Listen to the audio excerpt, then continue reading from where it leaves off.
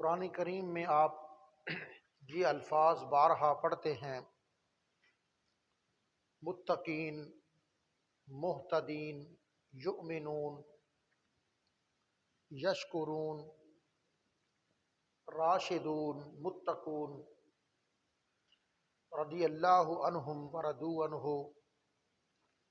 یہ تمام کلمات طیبات اصحاب محمد مصطفیٰ صلی اللہ تعالی وسلم کے شان میں نازل ہوئے۔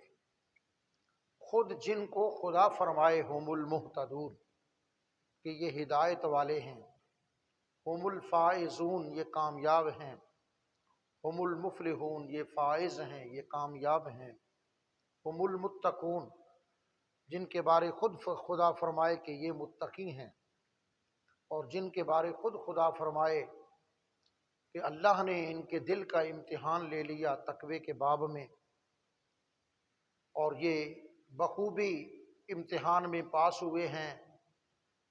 یہ اللہ کا فضل ہے ان پر اور خدا کی نعمت ہے ان کے حق میں۔ اولئک ھم الراشدون، یہ سب لوگ نیکوکار ہیں، سیدھے راستے پر ہیں۔ رشد و ہدایت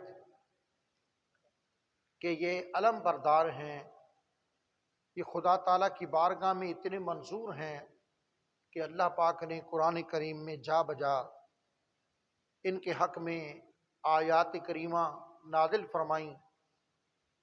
ارشاد ہوا: رضی اللہ عنہم ورضوا عنہ، خدا ان پر راضی ہو گیا اور یہ لوگ اپنے رب پر راضی ہو گئے۔ ایک جگہ اولئک حزب اللہ کہا گیا کہ یہ ابو بکر صدیق، یہ عمر فاروق، یہ عثمان غنی، یہ حیدر کرار، یہ انس، ابو ہریرہ، سعد، سعید، طلحہ، ابو زبیر، عبداللہ بن زبیر، یہ جو اصحاب محمد مصطفیٰ ہیں،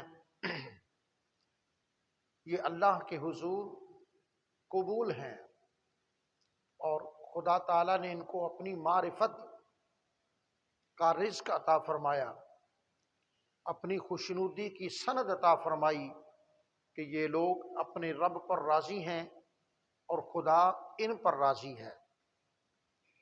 حضرت سیدنا علی المرتضیٰ شیر خدا رضی اللہ تعالی عنہ کا تذکرہ خیر کلام حکیم میں جا بجا موجود ہے۔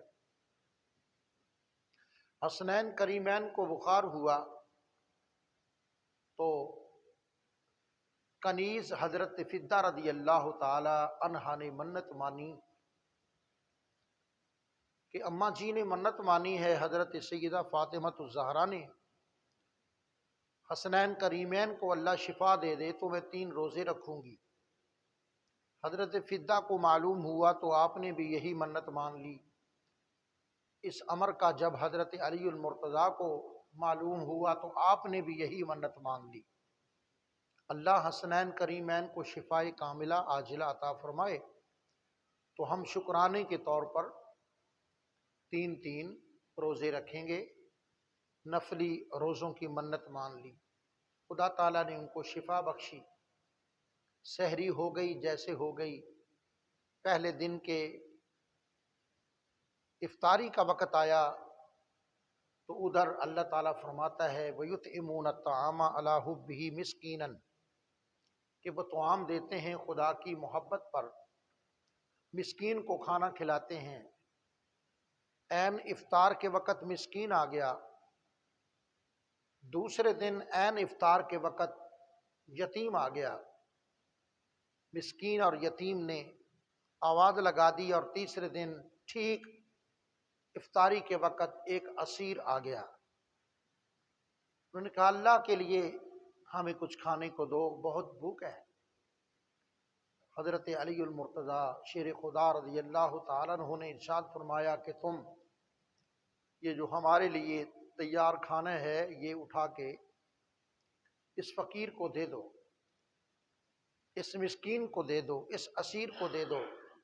اللہ رب العالمین کی بارگاہ میں یہ امر ایسا پسند ہوا، ایسا محبوب ہوا کہ آیات قرآنی سورہ الدہر میں نازل فرما دیں۔ قیامت تک قرآن پاک پڑھتا جائے گا، پڑھتا رہا جائے گا، اور تذکرہ خیر حضرت علی المرتضیٰ بھی جاری و ساری رہے گا۔ انما نطعمکم لوجہ اللہ، جو ان اسیروں پر، یتیموں پر، غربا پر، فقیروں پر خرچ کرتے ہیں، فرمایا انما نطعمکم لوجہ اللہ، ہمیں کوئی اپنی شہرت کا ارادہ نہیں ہے، نہ ہم کسی سے کوئی داد تحسین وصول کرنا چاہتے ہیں کہ ہمیں بھلا بندہ کہا جائے، نیکوکار ساہوکار کہا جائے، ہمیں سخی کا لقب دیا جائے۔ انما نطعمکم لوجہ اللہ، ہم جو طعام کھلاتے ہیں فقیروں کو، اسیروں کو، غربا کو، یتیموں کو، یہ صرف اپنے مولا کی خوشی کے لیے، اپنے مولا کی رضا کے لیے، بارگاہ الہی میں خوشنودی حاصل کرنے کے لیے۔ لا نرید منکم جزاء، ہم کسی کو کھانا کھلا کر کوئی بدلہ نہیں لینا چاہتے، ولا شکورا، اور نہ ہم یہ چاہتے ہیں کہ ہمارے دسترخوان سے کوئی کھانا کھا کر ہمارا شکریہ ہی ادا کرے، بلکہ ہم خدا کا شکر ادا کرتے ہیں کہ اس نے ہمیں اپنی مخلوق کی خدمت کے قابل بنا دیا۔ کہتے ہیں خود بھیک دیں اور خود کہیں منگتے کا بھلا ہو، یہ وہ ہستی ہیں کہ خود بھیک دیں، خود بھیک دیں اور خود ہی کہیں منگتے کا بھلا ہو۔ خدا تعالی نے ہمیں نعمتیں دی ہیں اور اس نے دریا دلی بھی عطا فرمائی، فیاضی اور سخاوت کی شان بھی عطا فرمائی۔ ہمارا درمیان میں کچھ بھی نہیں، خدا کا دیا ہوا رزق اٹھا کے خدا کو بندوں کو دے رہے ہیں، ہمارا درمیان میں کوئی مسئلہ نہیں ہے۔ اللہ اکبر۔ ایک دن مدینہ منورہ میں بہت بڑی دعوت ہوئی۔ جب دعوت ہوتی ہے نا، آپ لنگر کرتے ہیں تو پھر ہمارے جیسے بھی فقیر آ جاتے ہیں، اور فقیروں کی عجیب و غریب بولیاں ہوتی ہیں اور عادات ہوتی ہیں، اور ہمارے نوجوان اور ہمارے بچے بھی پہنچ جاتے ہیں۔ میں حصہ لے کر پیچھے ہوا اور ساتھ ہی کہہ دیا میرے پرا دا بھی، میرے بابے دا بھی، میری چھوٹی بہن دا بھی حصہ دیو۔ تو اس طرح بہت بڑی دعوت تیار تھی مدینہ منورہ میں، لوگ مصطفی لنگر لے رہے تھے اور لائن میں بڑی ترتیب کے ساتھ، بڑی تہذیب اور صبر کے ساتھ اپنا اپنا حصہ جو نصیب تھا وہ حاصل کر رہے ہیں۔ اتنے میں ایک مدنی شخص آیا، یا وہ کہیں سے مہمان آیا تھا جس کو حالات حاضرہ سے اتنی واقفیت نہ ہوگی۔ اس نے کہا حضرت یہ جو آپ نے مجھے لنگر دیا ہے نا، یہ ہے میرا حصہ۔ تقسیم کرنے والے نے کہا بھائی آپ نے اپنا حصہ لے لیا تو ٹھیک ہے، بس آپ کا حصہ تو ہو گیا۔ وہ بولا حضرت میں آ رہا تھا، راستے میں بڑی بھیڑ تھی، لوگ کھڑے تھے جگہ جگہ اپنے منتظر باریوں کے لیے، کچھ لنگر کھا بھی رہے ہوں گے، اس طرح کچھ ازدحام تھا، بھیڑ تھی۔ میں نے ایک طرف ایک بزرگ کو دیکھا ہے، وہ سوکھے ٹکڑے نا پانی میں بھگو بھگو کے کھا رہا تھا۔ اب مجھے حیا آتی ہے کہ میں لنگر لے کر اس کے پاس پکا ہوا تازہ نفیس کھانا کھاؤں گا، اور وہ اللہ کا بندہ سوکھے ٹکڑے جو ہیں وہ پانی میں بھگو بھگو کر کھا رہا، مجھے دیکھے گا وہ دل میں کیا خیال کرے گا۔ اگر وہ خود لنگر نہیں لینے آئے تو یہ بھی ان کی فیاضی ہے، دریا دلی ہے، لیکن ہم پر بھی فرض ہے کہ جہاں بچے کھا رہے ہیں، جہاں عورتیں کھا رہی ہیں، جہاں مسافر کھا رہے ہیں، جہاں فقراء اور محتاج کھا رہے ہیں، اس اللہ کے بندے کا میں حصہ لے کے جاؤں، مجھے حصہ دیجئے، میں اس کا حصہ اس کو دے دوں۔ وہ جو تقسیم کر رہا تھا وہ مسکرایا، فرمایا اللہ کے پاک بندے تجھے پتہ بھی ہے کہ وہ بندہ کون ہے؟ وہ علی المرتضیٰ ہیں جنہوں نے اہل مدینہ کی یہ دعوت کا اہتمام فرمایا۔ وہ خود علی المرتضیٰ سرکار ہیں جو بیٹھے ہیں، بھائی لوگوں کو بھیک دیتے ہیں، خود بھیک دیں اور خود کہیں منگتے کا بھلا ہو۔ اب مجھے پہلا شعر بھی آ گیا، امام اعلیٰ حضرت کا یہ شعر ہے رحمۃ اللہ علیہ کا، کہ آتا ہے فقیروں پر پیار کچھ ایسا، آتا ہے انہیں فقیروں پہ پیار کچھ ایسا، کہ خود بھیک دیں اور خود کہیں منگتے کا بھلا ہو۔ اللہ اکبر۔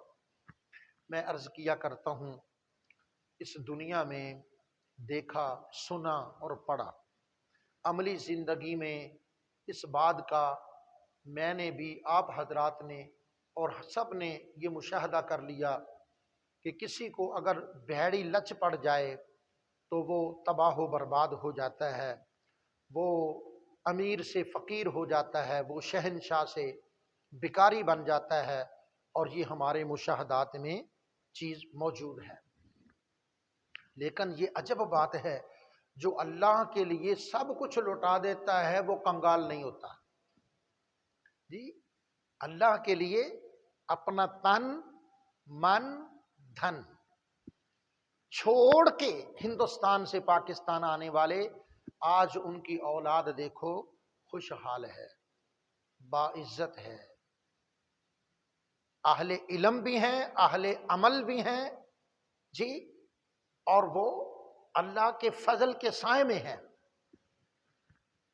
یہی حال مہاجرین مکہ کا تھا کہ مکہ میں اپنے اہل و عیال بھی چھوڑ دیے، اپنی دکانیں کاروبار چھوڑ دیے، اپنی زمینیں اور کھجوروں کے بڑے بھلے باغ جن پر انحصار ہوتا تھا ان کا، لیکن رسول اللہ صلی اللہ علیہ وسلم کے قدموں پر سب کچھ نثار اور قربان کر کے پلہ جھاڑ کے مکہ مکرمہ سے مدینہ منورہ آ گئے۔ اللہ پلہ جھاڑ کے مدینہ منورہ تشریف لے آئے۔ خدا تعالیٰ نے رزق کے، عزت کے، جی، وہ ان پر دروازے واہ فرمائے جو کسی کے خواب و خیال میں نہیں تھے۔ اس لیے نبی کریم صلی اللہ تعالی علیہ وسلم مہاجرین سے بڑی محبت فرماتے تھے۔ ایک دفعہ غزوے میں کثیر مال غنیمت حاصل ہوا، رسول اللہ صلی اللہ علیہ وسلم نے وہ مال غنیمت مہاجرین میں تقسیم کر دیا۔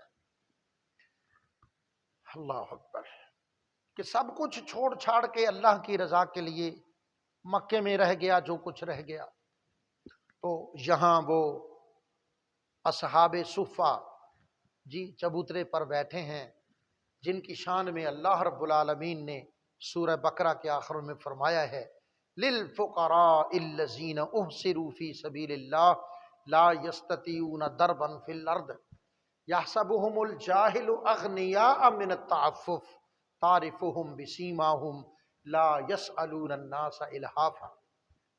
آیت کا ترجمہ بھی کر دوں تاکہ ذوق بڑھے گا۔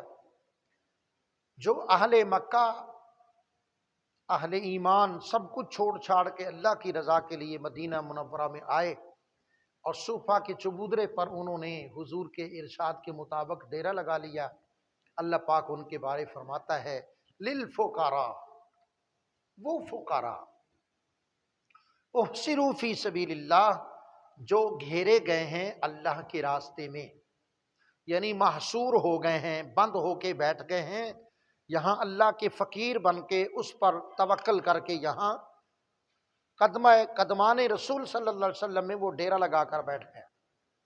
لا یستطیعون ضربا فی الارض، وہ زمین میں چل نہیں سکتے، یعنی وہ روزی کمانے کے لیے بے فکر ہو کر نکل نہیں سکتے۔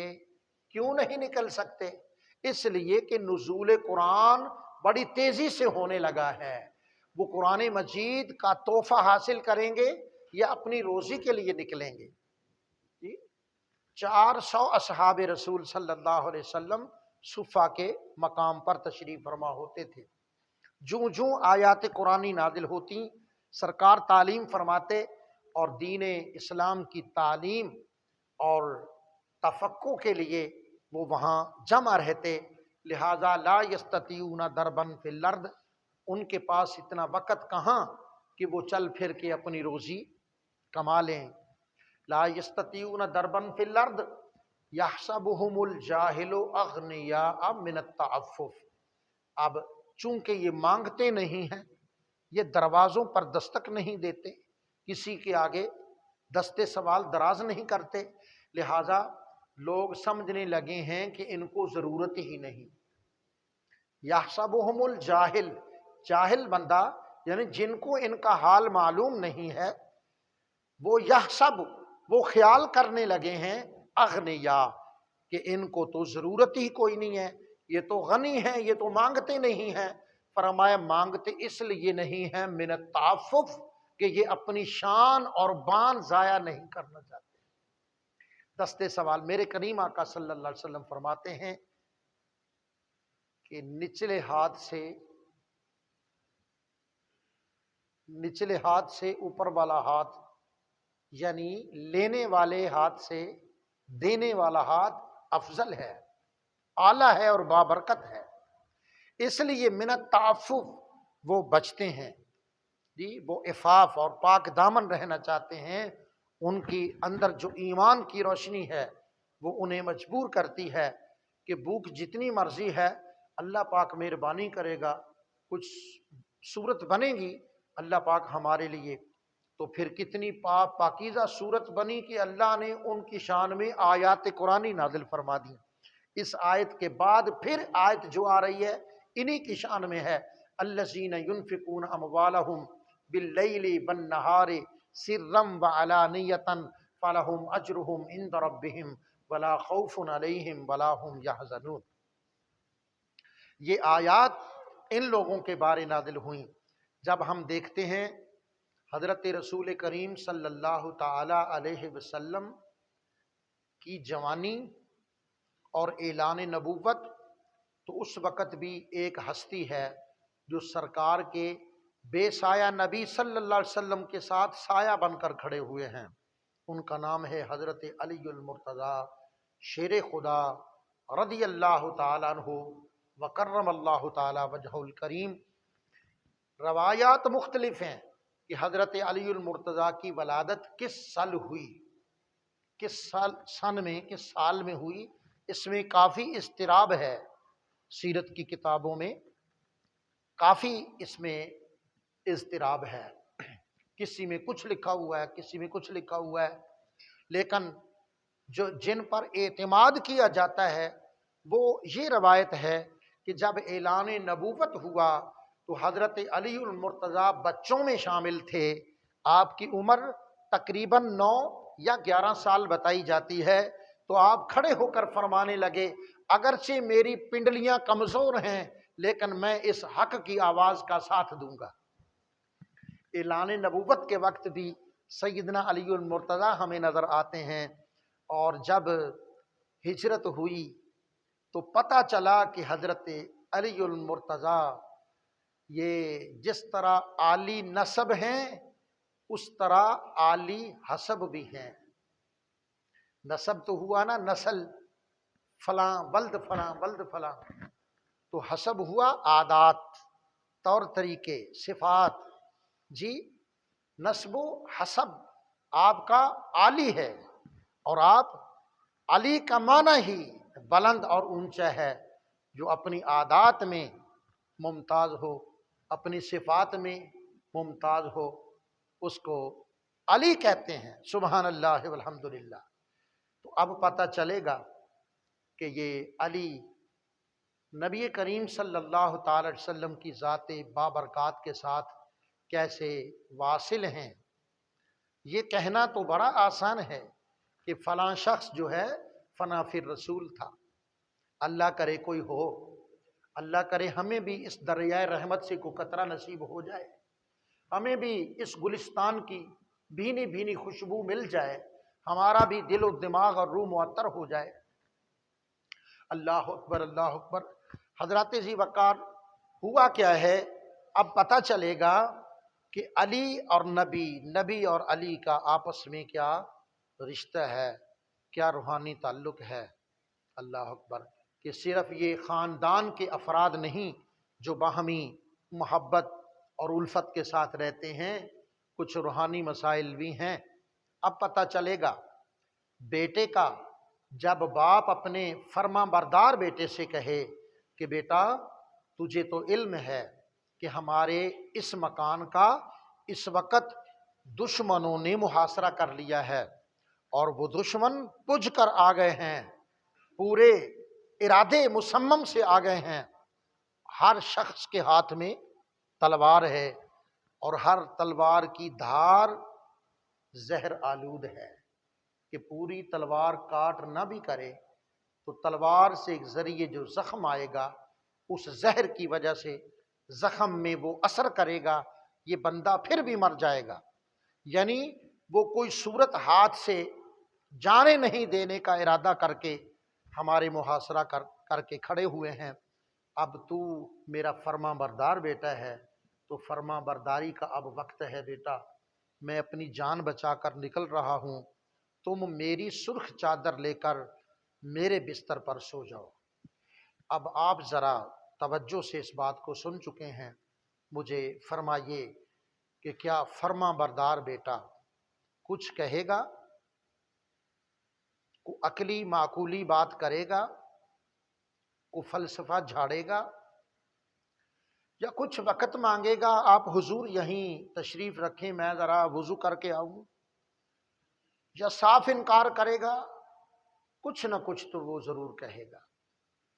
جی فرما بردار بیٹا ہوا تو کہے گا چلو ٹھیک ہے آپ جاتے ہیں تو چلے جائیں، اب میری مرضی پر مجھے چھوڑ دیں، میں یہاں چارپائی پر سو جاؤں یا نیچے زمین پر سو جاؤں، میں آپ کی سرخ چادر اوڑھ کر سو جاؤں یا اپنی سفید چادر اوڑھ کر سو جاؤں، میں سوؤں یا جاگتا رہوں، وہ کچھ تو کہے گا نا۔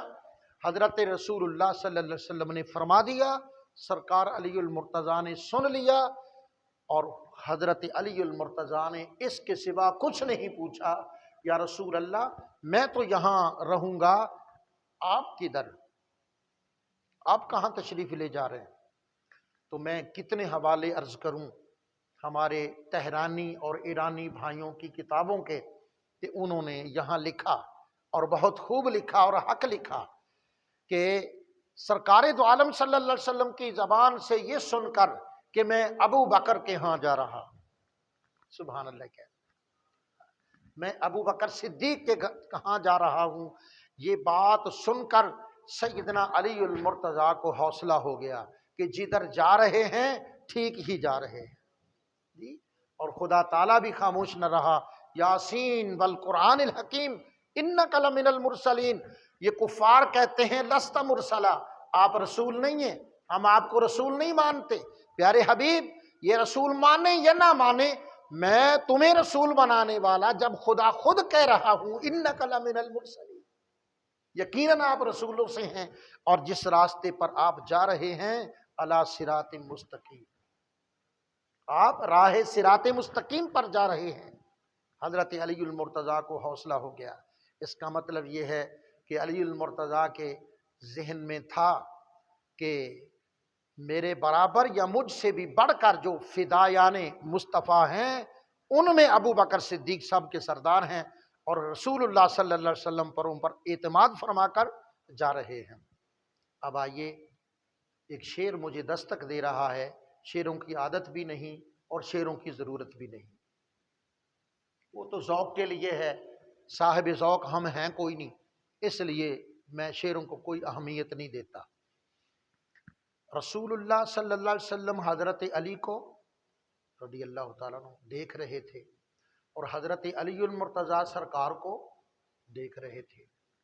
دیکھنا تو بھئی آنکھوں سے ہوتا ہے، اور پہچاننا دل کی آنکھوں سے ہوتا ہے۔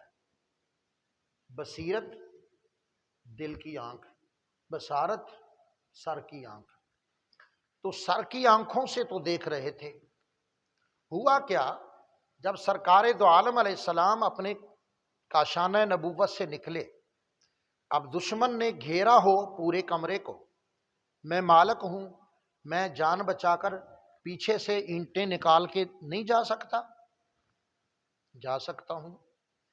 اس کو کوئی یہ بھی نہیں کہے گا کہ سن لگا کے نکل گیا۔ سن لگانا چوروں کا کام ہوتا ہے۔ اگر مالک نے اپنی جان بچانی ہو تو دیوار توڑ کر نکل سکتا ہے، کوئی اخلاقی پابندی نہیں ہے اس پر جی، کوئی قانونی حکم بھی کوئی نہیں ہے اور کوئی شرعی عذر بھی کوئی نہیں ہے، نکل سکتے ہیں۔ خدا پاک نے فرمایا میں علی کل شیء قدیر ہوں، تو پیارے میرے علی کل شیء قدیر ہونے کے باوجود تو دیوار توڑ کے پیچھے سے نکلے تو کل کوئی لکھاری لکھے گا، کوئی مقرر کہے گا، کوئی خطیب خطبہ پڑھ دے گا، کوئی سمجھنے والا عاقل پاگل یہ سمجھ بیٹھے گا کہ علی کل شیء قدیر ہوتا خدا تو اپنے حبیب کو پیچھے سے کیوں نکالا؟ پیچھے سے نہیں پیارے، آج بھی تو اسی دروازے سے نکلے گا، آج تک تو جس دروازے سے نکلتا رہا۔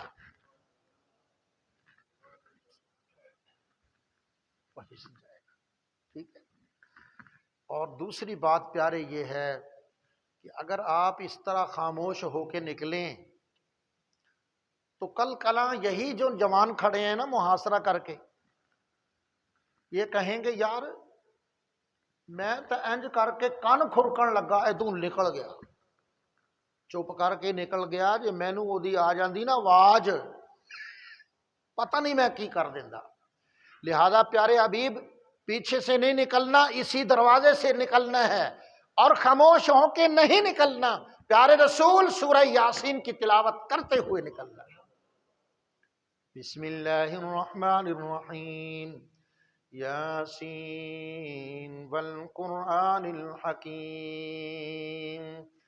یاسین ہی جانے کہ یاسین کا معنی کیا ہے، یہ یاسین جانے، یا اشارہ ہے، سین سے مراد سید ہوگا شاید، یا سید اے سردار جی، والقرآن الحکیم، سرداروں کے پاس خزانے ہوتے ہیں، یا اللہ تو جن کو محمد صلی اللہ علیہ وسلم کو سردار کہہ رہا ہے ان کا خزانہ کون سا ہے؟ فرمایا والقرآن الحکیم، اس سردار کا سب سے بڑا خزانہ قرآن مجید ہے، جو 1450 سال سے مسلسل تقسیم ہو رہا ہے اور آج بھی اس کا ایک سطر بھی پوری نہیں ہوئی۔ فیضان قرآن کی، یاسین والقرآن الحکیم انک لمن المرسلین علی صراط مستقیم۔ آیا کہاں سے؟ تنزیل العزیز الرحیم۔ آیا کیوں؟ لتنذر قوم، سبحان اللہ، لتنذر قوما ما انذر آباؤہم فہم غافلون لقد حق القول على اکثرہم فہم لا یؤمنون انا جعلنا، تلاوت ہو رہی ہے، سرکار نکل رہے ہیں اور محاصرہ بالکل قائم ہے، نہ وہ چلے گئے کہ یار اب تو نیند آ رہی ہے چلو چلیں، نہ وہ بھاگے کہ بھائی سردی بڑی ہے بھاگ چلو، نہ وہ سارے کھانا کھانے کے لیے نکل گئے کہ چلو یار بھوک لگی ہے کھانا کھائیں، نہ نیند کی وجہ سے نہ کوئی بھوک تھی، وہ سارے اپنی جگہ پر کھڑے تھے جی، اس انتظار میں کہ نکلیں گے تو ہم دیکھیں گے، نکلیں گے تو ہم دیکھیں گے۔ خدا نے فرمایا نہیں، اگلی گل نہیں رہی ہونا، نکلیں گے ضرور لیکن تم دیکھو گے نہیں۔ فہم لا یبصرون، آگے آتا ہے نا، فہم لا یبصرون، میرا مصطفیٰ نکل رہا تھا، قرآن مجید کی تلاوت کر رہا تھا، تلاوت قرآن ہو رہی تھی، سرکار کی ہجرت کی ابتدا ہو رہی تھی، دروازہ کھل رہا تھا، اور دروازے پرانے زمانے کے جو اس طرح کھلتے تھے تو آواز آتی تھی اور بند ہوتے تھے تو آواز آتی تھی جی، وہ دروازوں کے کھلنے کی آواز بھی آئی، سرکار نکلے بھی ہیں، لیکن اللہ فرماتا ہے میں کیوں دکھاؤں، آخر محبوب ہے، کون کسی کو محبوب دکھاتا ہے، محبوب جو ہوا میں کیوں دکھاؤں۔ فہم لا یبصرون، وہ کہہ رہے تھے کمال کی بات ہے، آواز آ رہی ہے، دکھائی نہیں دے رہا. آواز آ رہی ہے، دکھائی نہیں دے رہا. یہ اس وقت کی بات ہے جب سرکار بصاحب نفس نفیس موجود تھے، ہجرت کر رہے ہیں، سفر کا ارادہ فرما رہے ہیں، سورہ یاسین کی تلاوت فرما رہے ہیں، دروازے کی طرف بڑھ رہے ہیں، دروازہ کھل رہا ہے، لیکن وہم لا یبصرون، وہ دیکھ نہیں رہے، آواز سن رہے تھے، دیکھ نہیں رہے تھے. یہ فیضان مصطفیٰ نہیں تو اور کیا ہے. 1400 سال گزر جانے کے بعد امت مصطفیٰ میں ہزاروں ایسے خوش نصیب ہیں جن کو مصطفیٰ کی آواز سنائی بھی دیتی ہے، سرکار کا سراپا نظر بھی آتا ہے. یہ خاص کرم نہیں ہے تو اور کیا ہے. فہم لا یبصرون. اب پھر میری توجہ حملہ حیدری کتاب کی طرف ہو گئی. وہ مصنف لکھتے ہیں کہ ابھی تک 15 قدم دور تھا کیا؟ ابو بکر صدیق کے گھر کا دروازہ. اگر یہاں میں بیٹھا ہوں، حاضر ہوں، یہاں 7 قدم غالباً ہوں گے یہ دروازہ، تو اتنے ہی اور لگا لیں کہ ہمارے برآمدہ شامل کر لیں. اتنے دور تھے سرکار. کہاں سے؟ ابو بکر صدیق کے دروازے سے، کہ سیدنا ابو بکر صدیق نے دروازہ کھول دیا. دروازہ کھول دیا. سرکار نے فرمایا ابو بکر میں نے آواز نہیں دی، دروازے پر دستک نہیں دی، دروازہ کھول دیا. اب عاشق رسول نے کیا کہا؟ عاشق رسول نے عرض کیا یا رسول اللہ آپ نے مجھے ایک دن فرمایا تھا. تو ہوا نا، بات تو ہوئی نا. ماننے والوں نے پھر اس طرح مانا، اور خدا تعالیٰ نے فرمایا آمنو کما آمن الناس. وہ میرے حبیب کو ماننا ہے تو اس طرح مانو جس طرح اصحاب محمد رسول اللہ نے مانا ہے. فَإِنْ آمَنُوا بِمِثْلِ مَا آمَنْتُمْ بِهِ فَقَدْ اهْتَدَوْا. اگر ان کے طریقے سے، ان کی طرح تم مصطفیٰ کو مانو گے، میں خدا کہہ رہا ہوں تم ہدایت پا جاؤ گے. اللہ پاک فرماتا ہے مَثَلُهُمْ فِي التَّوْرَاةِ وَمَثَلُهُمْ فِي الْإِنْجِيلِ. ان اصحاب کا ذکر صرف قرآن میں نہیں، ان اصحاب محمد کے ابھی دادا پردادا بھی پیدا نہیں ہوئے تھے. ان کی ولادت سے ہزاروں سال پہلے ان کے مبارک تذکرے، اصحاب رسول کی مبارک شان ہم نے تورات میں بھی لکھ دی تھی، انجیل میں بھی لکھ دی تھی.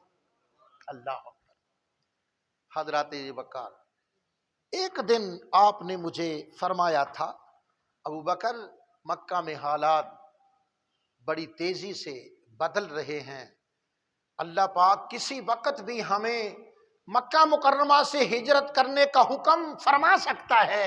یا رسول اللہ اس دن سے آج تک ہر رات میں نہیں سویا. علی کو کہا سو جاؤ، وہ سو گئے. ان کو کہا منتظر رہو، یہ انتظار میں اپنی راتیں گزارتے رہے. میں اپنے دروازے کی درمیانی جیت سے یا رسول اللہ آپ کا راستہ دیکھ رہا، اور آج مجھے آپ کی تیزی سے میرے گھر کی طرف آنا، اس تیزی سے بڑھنے کا مجھے یقین ہو گیا کہ رسول اللہ صلی اللہ علیہ وسلم ہجرت کے لیے تشریف لا رہے ہیں. تو میں نے یا رسول اللہ دروازہ کھول دیا. فرمایا کہ اے ابو بکر اللہ تجھے جزائے خیر دے، اللہ تجھے اللہ تجھے جزائے خیر دے. کہا نا کہ جب امام کہے غیر المغضوب علیہم ولا الضالین قولوا آمین، تم آمین کہا کرو، کیونکہ اس وقت فرشتے بھی آمین کہتے ہیں. آگے حدیث یوں ہے کہ جس کی دعا پر فرشتے آمین کہیں، جس کی دعا پر فرشتے آمین کہیں، اس کی دعا اللہ کی بارگاہ میں قبول ہو جاتی ہے. بھائی جس کی دعا پر فرشتے آمین کہیں اس کی دعا قبول ہو جائے، اور جس کو مصطفیٰ خود دعا دیں، جس کو مصطفیٰ کریم خود دعا دیں وہ اللہ کی بارگاہ میں کیوں نہ قبول ہو۔ فرمایا واسا یجنبھا الاتقی، آخری بات واسا یجنبھا الاتقی۔ سیدنا ابو بکر صدیق کے فضائل میں بہت ساری آیتیں ہیں، درجنوں آیتیں ہیں الحمدللہ، اور احادیث کا ایک ذخیرہ موجود ہے، لیکن میں کہتا ہوں تمام آیات میں سے یہ مختصر سا جملہ یہ کتنی بڑی عزت کا تاج ہے۔ واسا یجنبھا الاتقی، اتقا کیا ہوتا ہے؟ میں عرض کروں تقویٰ تو جانتے ہو نا، ہر برائی سے پاک رہنا، اپنے جسم کو، دل کو، روح کو برائیوں سے بچانا، یہ تقویٰ ہے۔ اور جو تقویٰ اختیار کرے وہ اسے کیا کہتے ہیں؟ متقی۔ الا ان اولیاء اللہ لا خوف علیہم ولا هم يحزنون الذین آمنوا وكانوا یتقون یا ایھا الذین آمنوا اتقوا اللہ ولتنظر نفس ما قدمت لغد واتقوا اللہ یا ایھا الذین آمنوا اتقوا اللہ وابتغوا الیہ الوسیلہ یا ایھا الذین آمنوا اتقوا اللہ وقولوا قولا سدیدا۔ کتنی آیتیں پڑھیں حضرات؟ یہ تقوی جو اختیار کرے اس کو متقی کہتے ہیں۔ تو اتقا کیا ہوتا ہے؟ اتقا حضور کی امت اعلان نبوت سے شروع ہوئی نا، اعلان نبوت سے قیامت قائم ہونے تک کروڑوں اربوں متقی ہوں گے امت مصطفیٰ میں۔ واسا یجنبھا الاتقی کا معنی یہ ہے کہ امت مصطفیٰ کے تمام متقین کی جو عزت ہے اور عزت کا تاج ہے وہ ابو بکر صدیق کے سر پر ہے۔ امت مصطفیٰ کے تمام متقیوں کا جو سردار اور سالار ہے وہ ابو بکر صدیق ہے رضی اللہ تعالیٰ عنہ۔ بات تو حضرت علی المرتضیٰ کی ولادت سے چلی تھی، اور یہ بات تکمیل اس کی نہیں ہو سکتی، زندگیاں ختم ہوئیں، قلم ٹوٹ گئے، تیرے اوصاف کا ایک باب بھی پورا نہ ہوا۔ صلی اللہ تعالی علی رسولنا محمد و آلہ و اصحابہ اجمعین۔